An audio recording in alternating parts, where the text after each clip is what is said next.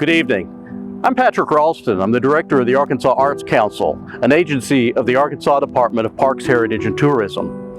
And welcome this evening to our annual Individual Artist Fellowship Awards program.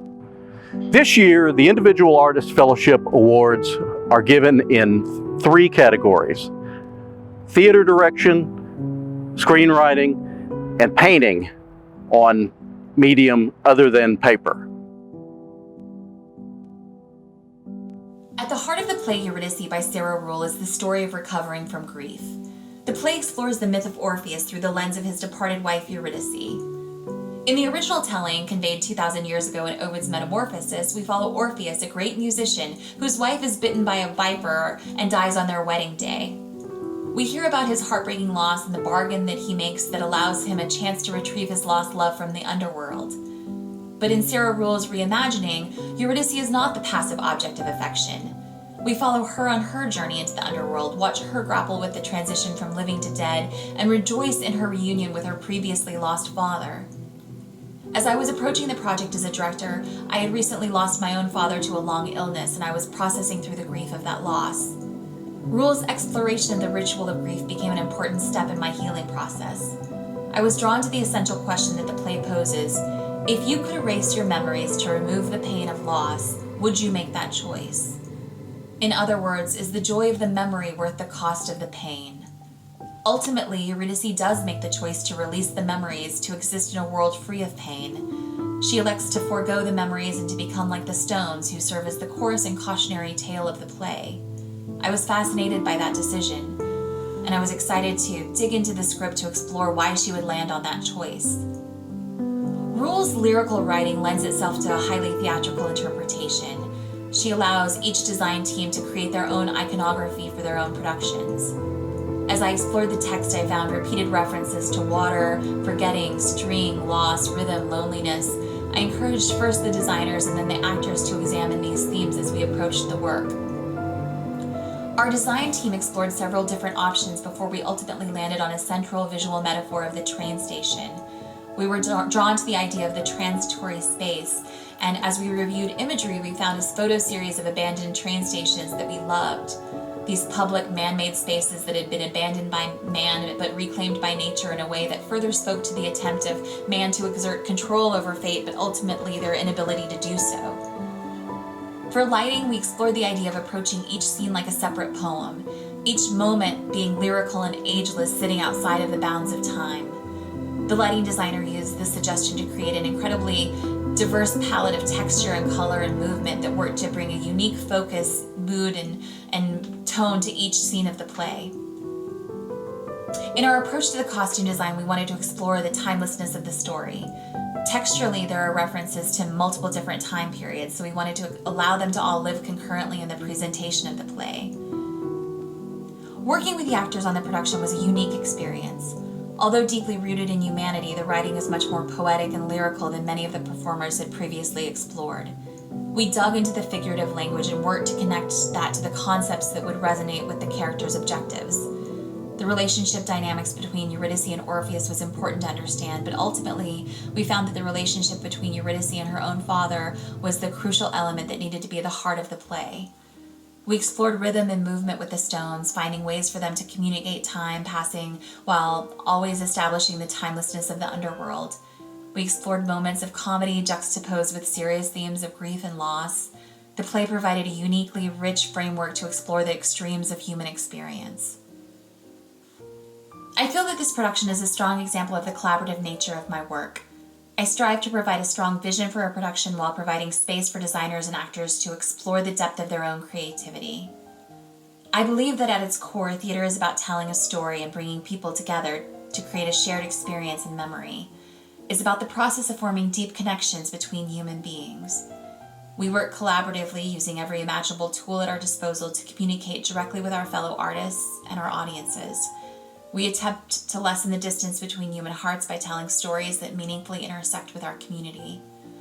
As a director, I'm always thrilled by the opportunity to create a communal and ephemeral work of art that will exist in the consciousness between the creator and the observer. The collaborative process becomes about more than building the elements of a production. It becomes a collective search for meaning, a commitment to revealing something that is essential and true about the human condition. And I believe that it is through the act of creating art that we discover that we're more together than apart. This process was incredibly personal to me. It took me through the process of grief and loss that I had so recently experienced, and I believe that it connected my heart to the heart of our audience who had also experienced that universal feeling. Hello, my name is Justin Pike and I am the Artistic Director of the Studio Theater in Little Rock, Arkansas. In the summer of 2017, I had the honor and privilege of directing the studio's production of Spring Awakening by Stephen Sater and Duncan Sheik. My journey with Spring Awakening began about 18 months before the piece was set to go into production. It really began by assembling a creative team of longtime collaborators and consummate professionals that I knew would lean into the challenges of the piece. At the time, I wasn't exactly sure what statement I wanted to make, but I knew I wanted it to be different, thought-provoking, and possess a simplistic beauty. I knew these were hands down the right people for the cultivating a sense of mutual respect and creativity. Flash forward a few months to the fall of 2016.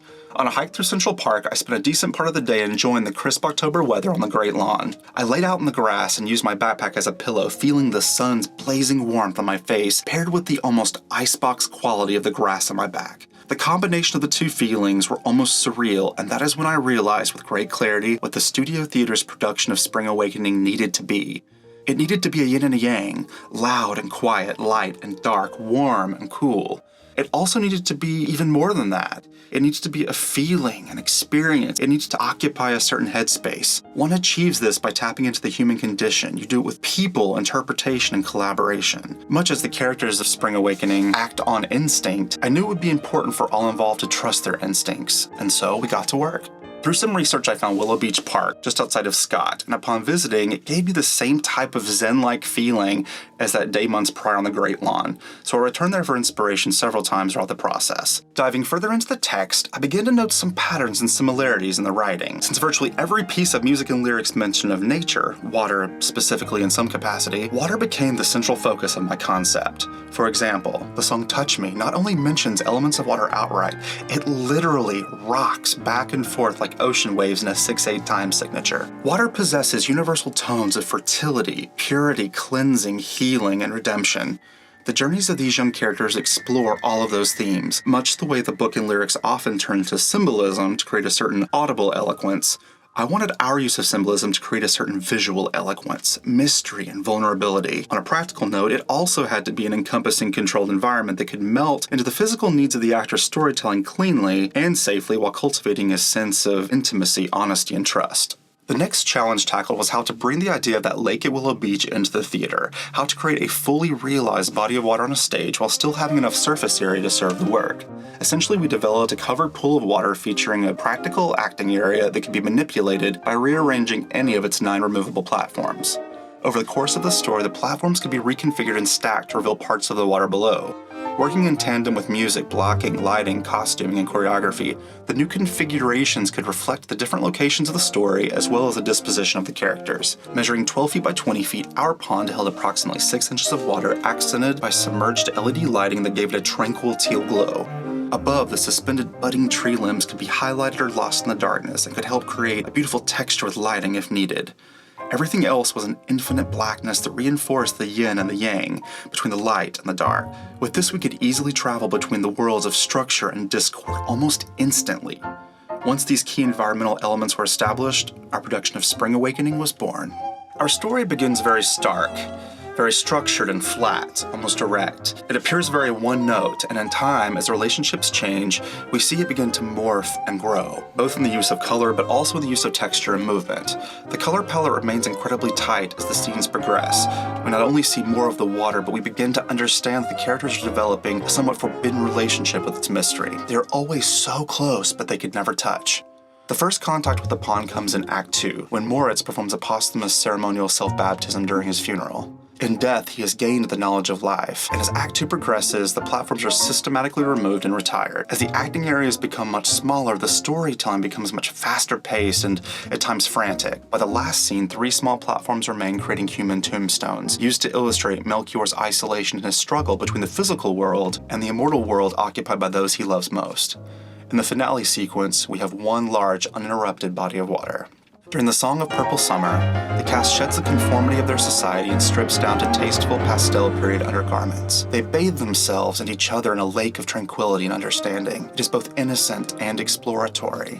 The costume designer and I agreed that this rebirth into knowledge should be the only time any of the children wear any color beyond the previously established light and dark color palettes. Their choreography is beautifully organic, with moments of soft uniformity and gentle precision. The music eerie, haunting, and passionate. The lighting both warm and cool. I wanted the last moments of the show to be about many things: honesty, human connection, celebration, bravery, authenticity, transformation, and above all things, love for one another. Hello, my name is Erica Wilheit. I am a theater artist and the artistic director of Artists Laboratory Theater in Fayetteville, Arkansas. I am so pleased to have the opportunity to talk to you today about the good person of South Fayetteville and the Southside Civic Lab, a theater project that included our community here in the entire process of the script development. The script was developed over 2 years of community engagement, and throughout the process, we produced several iterations of the script, workshop productions, and staged readings of scenes as we wrote them. The play is a deconstructed adaptation of Bertolt Brecht's Good Person of Szechuan. We borrowed the premise and plot in play world, but the characters of the play were inspired by local individuals experiencing homelessness. And the plot line was deconstructed to mirror the current tensions and repercussions of gentrification of our neighborhood in South Fayetteville. The script was written by Adrienne Dawes, Rodney Wilheit, and myself. The premise: 3 deities arrive in South Fayetteville looking for a good person in order to fulfill an age-old prophecy.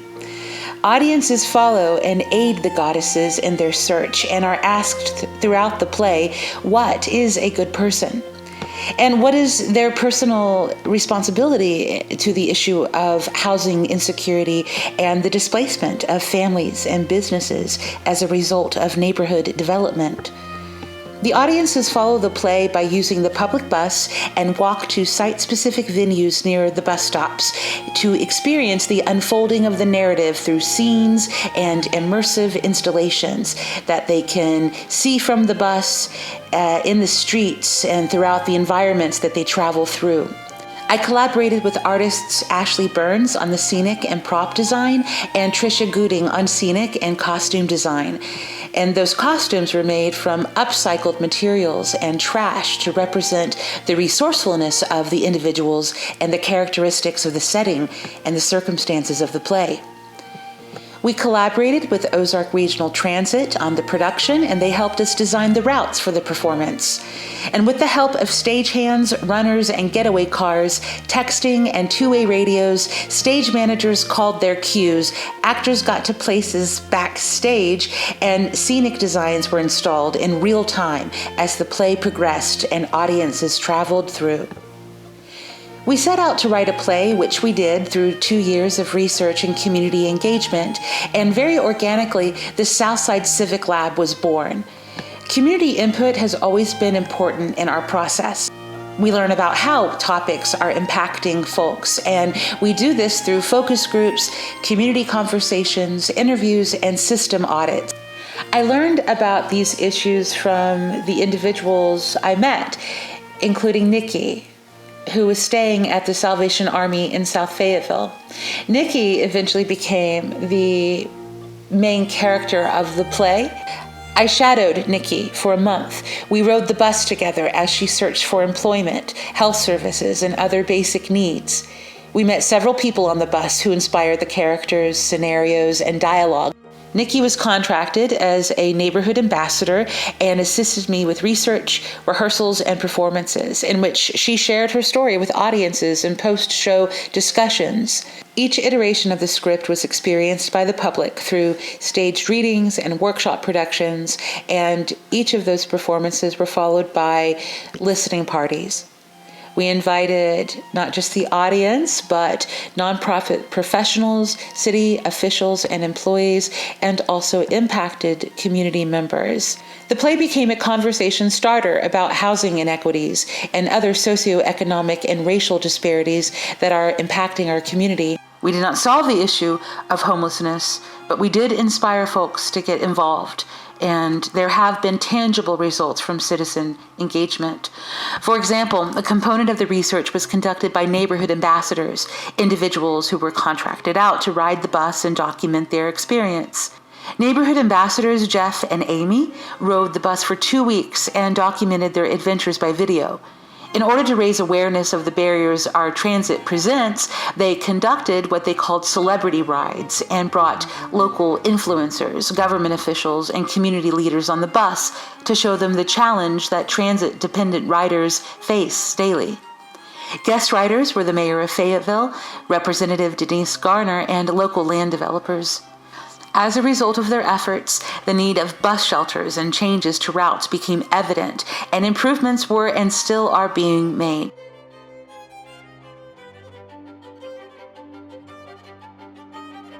Hi everyone, I'm Justin Blake Crum, and I'm really excited about this individual fellowship for screenwriting. It's been a bright spot for me in uncertain times, so thank you to the Arkansas Arts Council for that. The screenplay I submitted is called Sons and Daughters. It's actually, this is it right here. It doesn't look like much, it's just a lot of words. It's not as pretty as a painting like some of the other artists, but it's all I've got. Figured I'd show it. Sons and Daughters is a coming-of-age story about a family in the Arkansas Delta, in the middle of nowhere, really.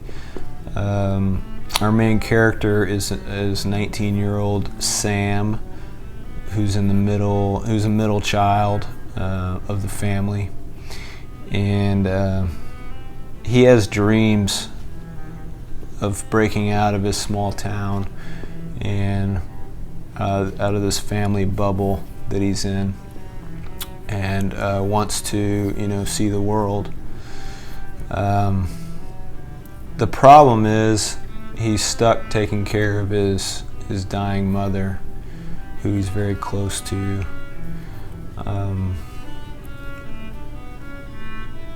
He's kind of a mama's boy as well, so he can't just leave her in that condition. So he stays even after he's 18 and takes care of her. Eventually she does pass away, but before she does, she makes a final request to him, which is to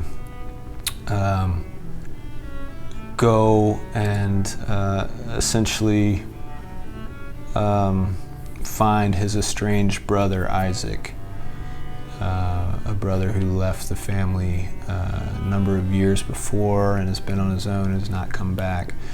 And he's been living in the big city of Memphis, which is huge for this family. They live in the middle of nowhere, like I said. So she wants Sam to go find his estranged brother. That is literally the last thing he wants to do. He does not have a good relationship with his brother, but being a good son, he agrees, despite the fact that he doesn't want to have anything to do with Isaac. So on the day of his mother's funeral, Sam takes off, leaves his big family behind, and leaves for Memphis to find his brother, like his mother asked, but also to see the city. He's excited about seeing the city. And once he arrives, he finds a newfound sense of freedom that he hasn't felt before. But also he's conflicted because his brother he finds his brother in worse shape than he thought. He's he's worse shape than he expected. So that eventually leads to a decision. Should he take care of his jerk of a brother who doesn't deserve to be taken care of, or does he take care of himself and do what he wants to do? And the concept of the film is really rooted in that conflict between family or between the individual and the family. The question being, should I pursue what's best for me or what's best for those around me? Is there a difference between the two even? It's a question I ask myself. Of course, many films have explored, this territory before, this conflict. One that comes to mind is It's a Wonderful Life. But the reason it's compelling is because we all, I think most of us deal with it. I deal with it on a daily basis with my own family.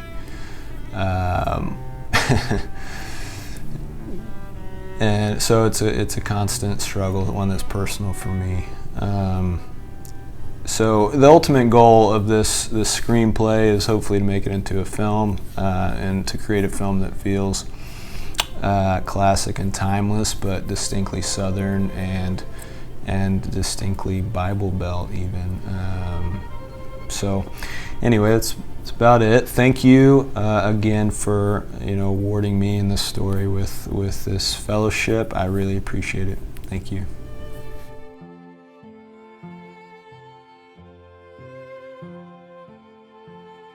Hello, my name is Jasmine Serena Greer, and I am very grateful to be named one of the recipients of the 2020 Individual Artist Fellowship for Literary Arts in the category of screenwriting. My screenplay is entitled We Who Were Living. The story is set in 1986 in the early years of the AIDS epidemic, and it centers on a young gay man recently diagnosed with HIV. He moves back to his small hometown, and there he tries to help his sister care for their mother, who is suffering from Alzheimer's. But his life is further complicated when he meets and falls in love with his sister's friend. Thematically, this story deals with several universal ideas, including love and loss, but also navigating family trauma, situations of prejudice, and what it means to face one's own mortality. We Who Were Living is my first complete feature-length screenplay, and I've been writing it off and on for several years. Finishing the script was unusual in that its timing coincided with a new pandemic, which, while it's very different than what the world suffered through at the height of the AIDS crisis, still there are a lot of parallels, and it's brought about similar emotions. It's just that now it's unrestricted in who's being affected. So in a strange way, this narrative is just as timely as it would have been 30 years ago in the era that it's depicting. But at its core, this story is about a relationship that develops, deteriorates, and eventually resolves. Because of its context, the story is ultimately reflective of what life is, which is bittersweet. That's what defines the human experience, moments of joy and suffering taken in equal measure. It's a story that's become very personal to me, and I'm grateful to have it recognized by accepting this award. To the Arkansas Arts Council, everyone involved in the organization and selection process, and to my fellow artists striving to create impactful work, thank you very much.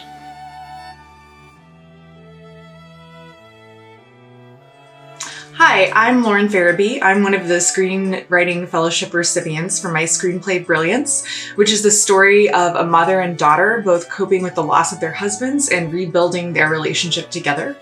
The impetus for Brilliance came from a podcast that I heard with oceanographer Sylvia Earle, who's world-renowned, and her talking about the struggles and challenges and rewards of being a woman and a scientist. And it really started me thinking about women in science and how women's lives and careers can be complicated when they're ambitious and strive to create great things.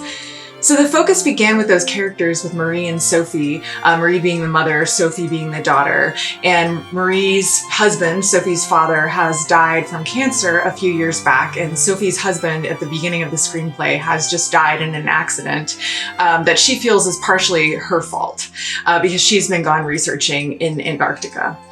The visuals of this script really show the fullness of the world, and I mean that in the material creation of the world. There are lots of images of stars, and there are also images of dust, this sense of the large and the small, both being epic in their own way, in the same way that our individual lives seem very small, but also have these beautiful epic qualities to them.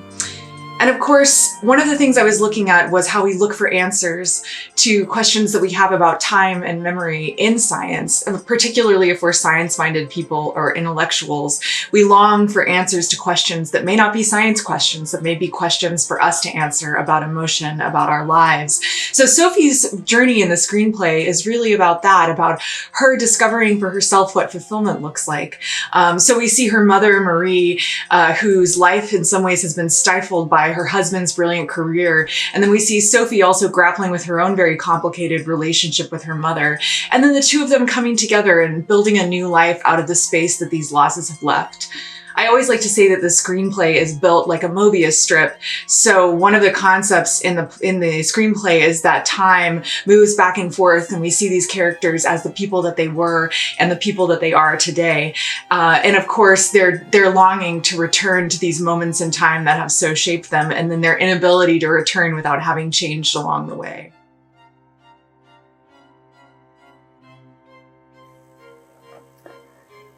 My garden is my connection to nature, an ever-changing art installation, an open-air studio, and the focus of my paintings.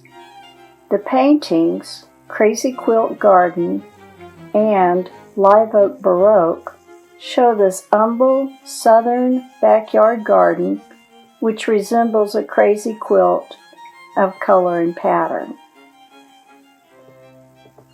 My major aesthetic concerns are color, space, pattern, and composition.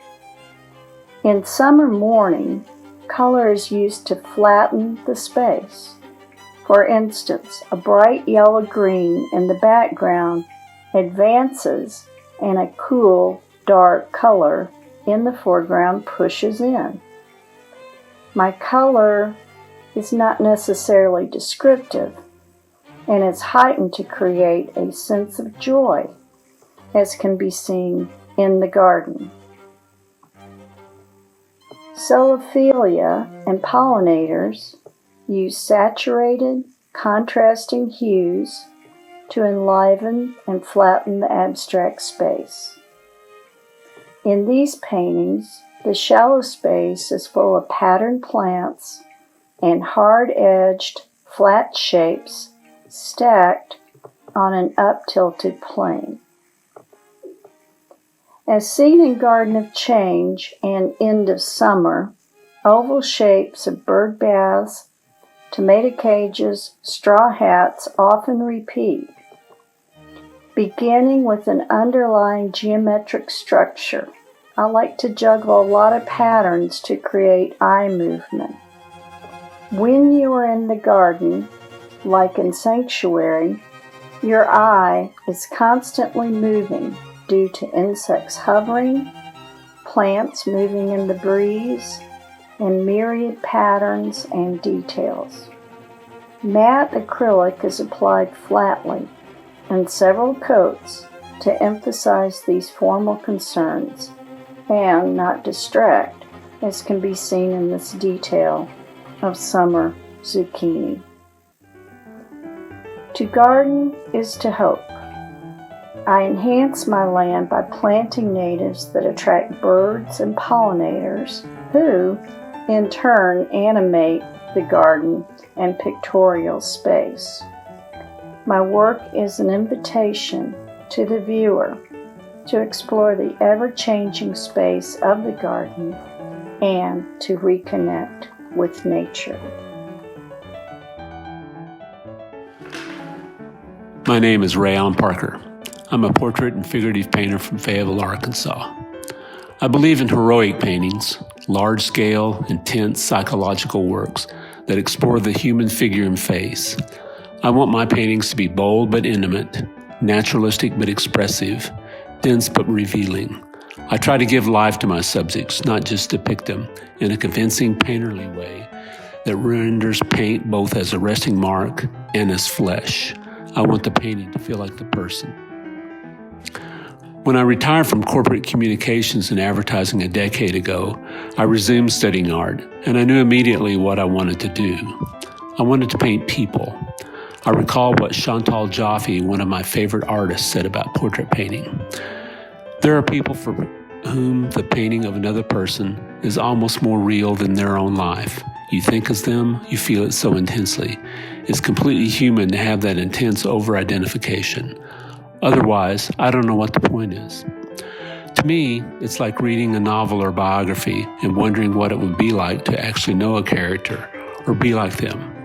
I typically paint people I know and have a strong feeling about who they are, which I want to portray, an idea maybe they don't even know or realize about themselves, that they are beautiful or courageous or full of grace or possessing a certain dignity that touches both the heart and mind.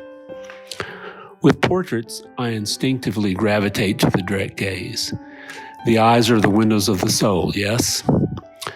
The direct gaze is the most confrontational and powerful. In life, we often avert our eyes to protect ourselves from sustained, direct scrutiny. It can be intense, and that's what I strive for in my paintings, the intense presence of that person. I was first drawn to epic scale painting after seeing an image of Jenny Savile's massive work, Hyphen. I had seen David's imposing Napoleonic court paintings in the Louvre, but nothing contemporary, nothing like Savile's two gigantic heads together. I was stunned by their overwhelming scale and power and began looking at other works of giant scale and musing about the possibility of creating something monumental like that. My own large-scale works, say 72 by 60 inches, may take a month or two to paint. I shoot the photography of all my subjects, which I paint from, usually 300 to 500 frames of film for each person. I composite the image, the head from this one, arms from this one, etc., and scan them to an iPad, which allows me to enlarge or reduce detail to paint from. As an artist, you spend many hours alone, just you and your paint and obsessions, and sometimes a family dog. All you desire as an artist is an opportunity to share what you've created and some sort of validation for the quality of the effort you've put into it. So jury shows and competitions are very important in that regard. They provide an audience, recognition, validation, and they can also stoke interest in your other work and build community with other artists. I grew up in Egypt, Arkansas, in the northeast corner of the state with little or no exposure to the arts. After college, I took a 40-year hiatus from painting through family and career concerns, through reluctance, lack of time, and confidence. But I began to wonder if I had done myself a great disservice or given up on something too soon that was essential to me.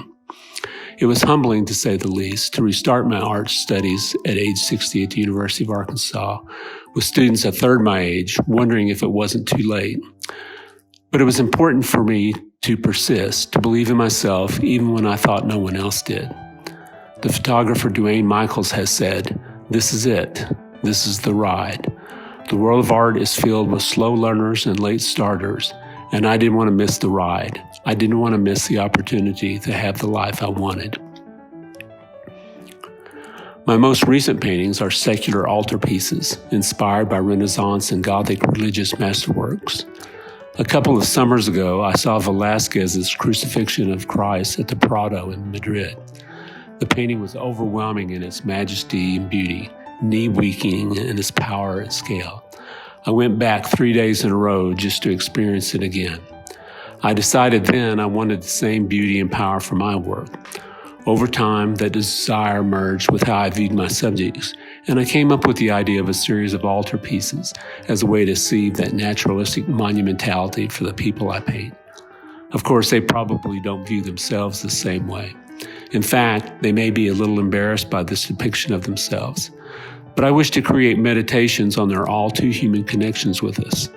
Renaissance masters made saints appear like human beings. I try to make my friends and neighbors appear like saints, so we may locate within them and within ourselves something overwhelming and larger than life itself.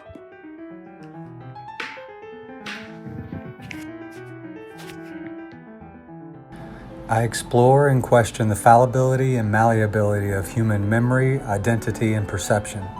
These paintings are part of a body of work called Liable to Change, which combines abstraction with elements of trompe-l'oeil realism and representation. The first painting, titled From the Inside, began by literally viewing my studio through a prism. The prism changed my perception of logical space and rearranged the way in which line, form, space, and light performed and operated. As in all the paintings in this body of work, I used oil paint alongside of and combined with materials which are not traditionally viewed as high art materials. Makeup, resin, and duct tape are just a few of the materials that I camouflage as oil paint, not only because they reflect light in specific ways based on where the viewer is standing in relation to the work, but because of the commentary they bring to the subject of perception. Phenomena is a painting which represents a space where material and geometric abstraction coexist and where trompe-l'oeil realism influences how light is perceived on the painting. This painting began through my conceptualization of space and is visually influenced by the movie Tron from the early 80s. I think about the ability to determine the golden ratio based on mathematical equations and measurements. I think about identity as being a cumulative construction of our families, our culture, hegemonic society, all which would seem very structured and predictable. It is the freedom to move and explore the space in which these influences exist that the blue painted line signifies. The painting, titled Third Person, is an abstracted representation of when I fell off a set of monkey bars as a child. One of the results of that accident was that even though it happened 45 years ago, I still have vivid, multiple, distinct memories from different perspectives of that moment. In this painting, I am questioning the accuracy and construction of memory. The form that is broken and falling in the foreground of the painting is a representation of a rock called ulexite, or TV rock. When this stone is laid flat on a printed surface, it appears to pull that information toward the surface of the rock and magnify it. I think of this rock as showing how memory is only a small, cloudy snapshot of a past, which is perceived differently as time passes. The next painting is Family Portrait. It began as a response to the smooth and refined surfaces of the other paintings. But its genesis was a discussion I had with my sister about the differences in our memories that we shared of a single moment in our childhood as we looked at a photograph of us standing in front of our family Christmas tree.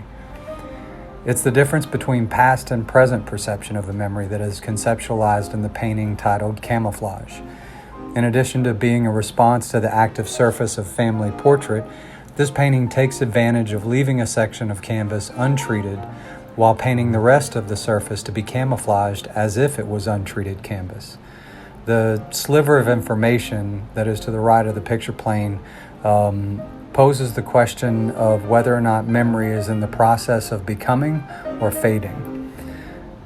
The three following paintings, the first titled Void, the second Raven, and the third Ouroboros, they function as a triptych.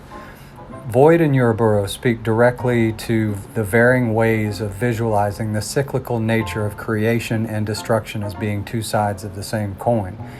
While Void was inspired by a repeating dream that I have had throughout my life, Ouroboros takes its visual cues literally from a mixer ball at the bottom of my protein shake container. Raven, which is in between the two of them, came to be by physically placing the canvas between the other two and allowing the visual imagery that was taking place in Raven and Ouroboros to overlap into the common space of Raven. As in Camouflage, the amount of information required in a painting for it to establish an identity is questioned. In the case of Raven, I was thinking about how identity is created by the surrounding culture and environment of an individual. I also think about how much premeditation is needed for an image to be compelling. The handwritten text on the script on the surface of Raven came about because I saw a raven flying in the sky as I was entering the studio that day. In the painting Disjointed, I think about childhood memories of hiding behind the lattice work of our property back home. Even though I was still able to be seen from the street, I felt a sense of security behind the lattice work. In this painting, also a small version of the mixer ball serves to be a mechanism for connecting multiple orbs or identities, realities, in a visioned universe where the outside is separate from the inside, but there is freedom to navigate and explore the two. So in this body of work, I free myself from being confined to a singular way of painting. I'm a white, openly same-sex attracted man who does not identify or present himself in a way that conforms to contemporary culture's definition of gay. Combining such artistic conventions as trompe-l'oeil realism and non-objective geometric abstraction, I'm allowed to explore the space between ideals, and I'm enabled to confuse a singular way of viewing a picture. These paintings must be examined from afar in order to understand the ways in which line and movement through space perform. As well, the surface of these paintings must be examined closely in order to understand how they were constructed. These paintings speak to the same actions necessary to understand the mutability of perception in relation to memory and identity. Thank you for joining us for our first virtual Individual Artist Fellowship Award ceremony.